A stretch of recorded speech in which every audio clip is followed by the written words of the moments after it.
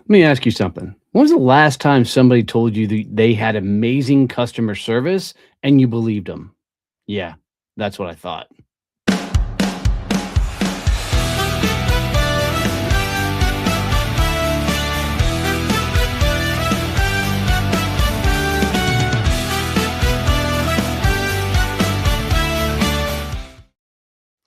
Hey, what's going on? If you're new here, I am Donnie Bovine, CEO and founder of Success Champion Networking, and I'm on a mission to really help people that are selling business to business get their networking right.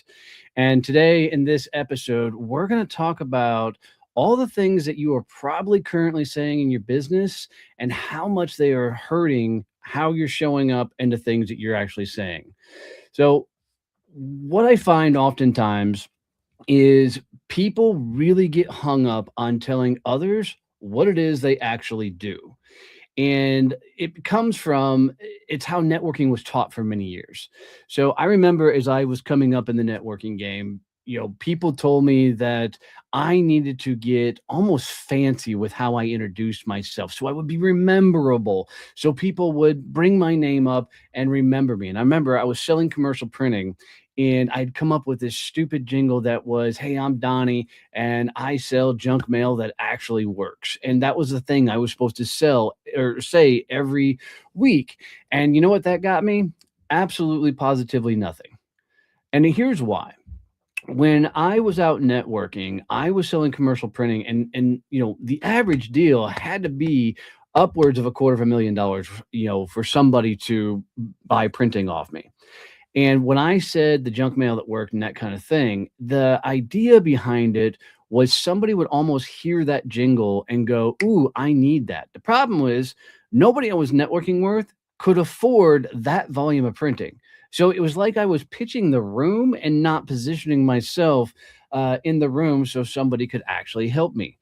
And let's be honest, if at any point in time we feel like we are being pitched to, sold to, or the likes, we instantly turn off. Like it is a thing that we're wired. We love to buy things, but we hate being sold to. So what I find is people have a couple of defaults that they're doing when they introduce themselves. Default number one is just a verbal vomit. Like they're just saying all the things about anything, and they keep talking because they don't know how to tell themselves to shut the hell up.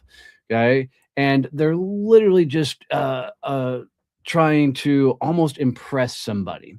The second thing that people do is they lead with all the things that make them great.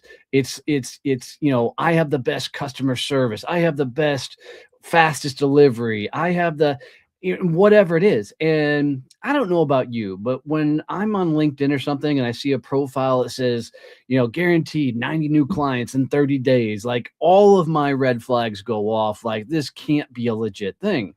So when you are boasting about how awesome you are, you're actually probably not that awesome.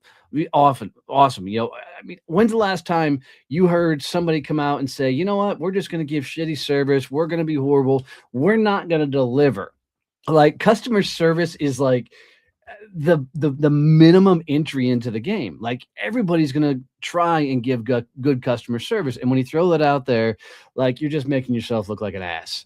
And then the third one is you're trying to over position yourself in the marketplace. This is the one that goes into this diatribe of who you serve, right? You're overly explaining it, and it's beyond verbal vomit is where you're just spinning a bunch of words. This one is you're trying to really nail home what you do and who you sell to. And what I find is those are the ones that leave the marketplace most confused in general.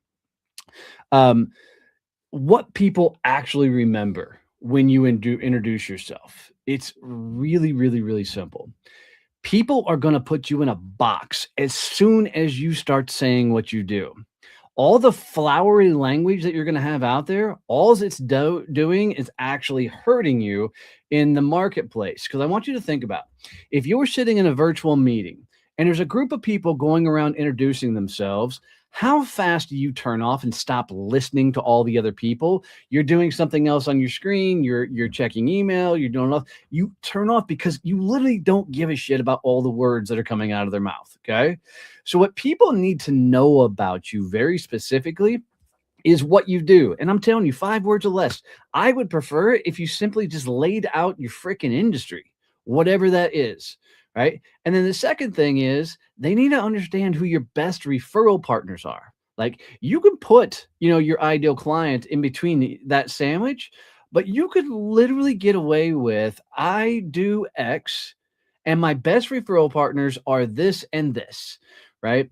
Because let's be honest, if it goes over 7 to 10 seconds, everybody tunes out anyways. Because as soon as they can put you in a box, you're there.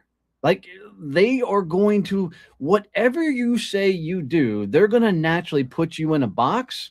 And what most people are trying to do is not be put into this box. And I want you to do the exact opposite. I want you to jump all the way into the box and own the damn box.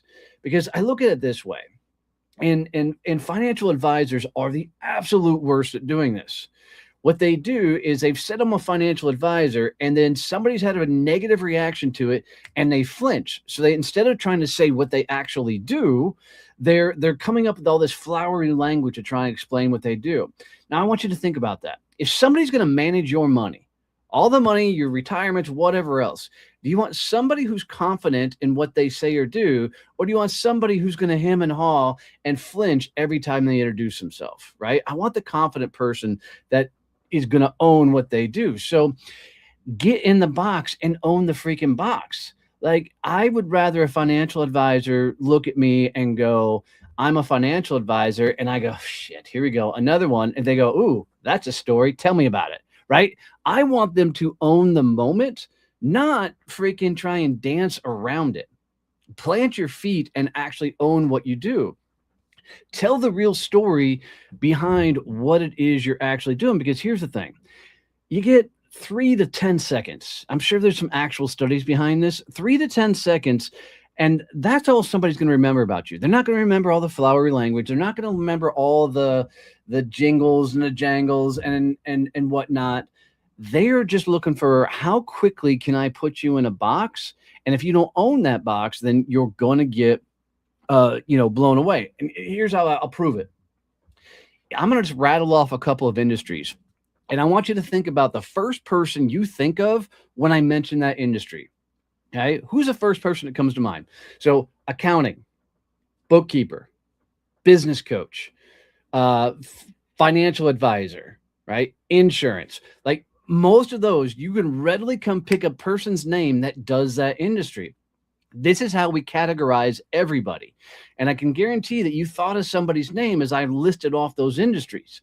So all the extra flowery stuff you're putting on top of it is irrelevant and it's not needed, right? Because they're not listening that far, right, beyond what you do. Don't over elaborate. You're just going to confuse the marketplace. Thank you, Chuck. Okay. When you think about the overall conversation, let's say you're out of a networking meeting and now you're meeting one-on-one, whether it's over a cup of coffee, a cocktail, virtual, whatever. Okay. The only amount of time that you really need to spend on you is 5 minutes or less talking about what you do. Right. And the reason being is people don't really care. It's the best way I can put it. They're not all that interested in what you do. So if they're not interested in what you do, let's do something that brings them a value and let them talk about the number one thing that they talk about, them damn self. So when you're explaining what you do, short and sweet, paint the box for them, right? And get yourself completely narrowed and wedged in to exactly what you do, okay? I run virtual B2B networking groups. Very simple, very easy. I do roofing. I do insurance. I'm a fractional CMO. I do live streaming. Whatever it is, keep it simple. Okay. The simpler you keep it, the more they're going to lean in and ask questions and answer the question. But then you want to get the spotlight off of you as quick as possible because uh, the more you can actually help them and open the doors, the faster you will be able to build relationships. This is where the C3 process comes in. Okay. C3 is how do I take contacts to connections and then ultimately create champions? And if you're doing all the talking, you're overly explaining what you do and how your systems and processes work and how amazing it is and blah blah blah, they've turned off, 20 minutes ago. They don't care, right? Your job is to see what value you can bring them so that you can own that piece of real estate in your head for what you do. So the way I look at it is all they need to know about me is I run virtual business to business networking groups. Anything else beyond that is absolute fluff. Right. So if I can get them to think about me because that's what I do, now I'm going to stay top of mind by getting them connected to the right damn people consistently. And if I can get them connected to their best referral person, people out the gate, and I'm constantly opening doors for them, I take somebody who's just a contact, we start building a bond, they become a connection, and then we can ultimately win them over by being the person that's provided so much value that we're the only name that comes up when they're out having conversations with their prospects and other people they're networking with. Okay. So, what I want you to really think about is I've got to take somebody I've just met and then move them through a process that allows them to actually champion me, which means they're going to bring my name up in rooms that I'm not in, which means they're talking about me in the right way when I'm not around.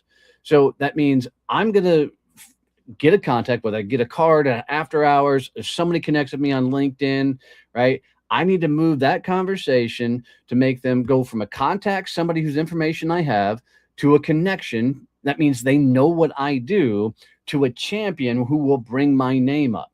And so what I want to be able to do is keep what I do very short and sweet, spend all my time on them, getting to know them, getting to know their world, right? And then I want to open the right doors until I've provided enough value that they will start talking about me, or I will be the only person they think about. If you get this, man, it works beautifully and it'll get you completely dialed in and your networking moving in the right direction. Guys, I love doing this. If you got any value out of this, please make sure you like and subscribe. Leave a comment, ask a question below, and share this out with anybody you know. The more people that we can see this, the more lives we can touch and impact. Thanks for hanging out with me. I'm here every Monday. You stay out of trouble. Love you, mean it. See you. Bye.